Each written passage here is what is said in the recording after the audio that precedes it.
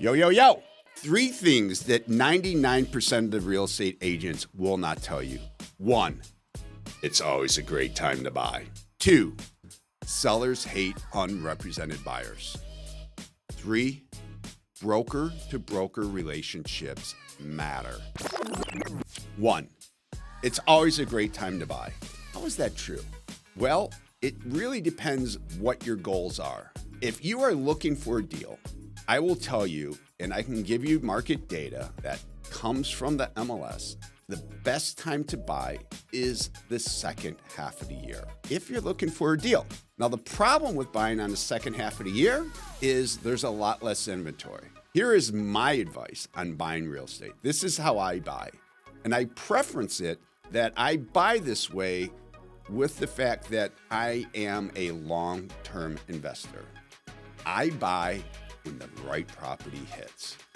So if I know what I'm looking for and I have all my must-haves, whether it's a secondary home that I've talked a lot about, what I was looking for, versus a multi-unit building of what I'm looking for.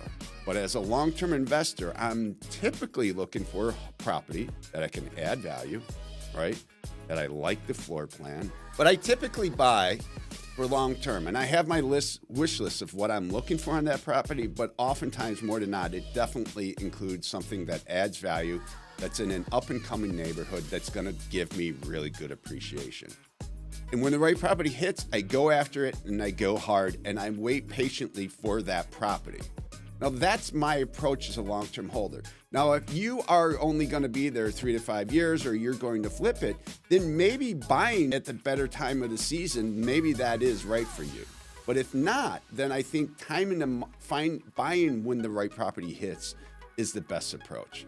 Number 2, seller agents hate unrepresented buyers. Why? Why do we not want a buyer that's unrepresented? It's more times than not, and I've done it, it's a nightmare. I would rather give a commission to a fellow agent to guide that buyer through the process. I think the data says 70% of deals with unrepresented buyers fall apart. Well, that's not good for my seller.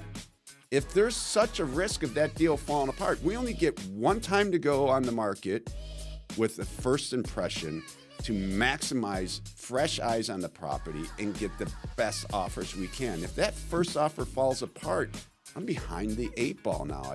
It's going to be hard to replicate a first launch and drive traffic all in there. The first time the deal falls apart, the first thing that buyers ask when they come in, oh, I saw it went under contract. What's wrong with the home? Did something go wrong? What did the inspection say? Nothing's wrong with the home. Sometimes there is, but more times it's not.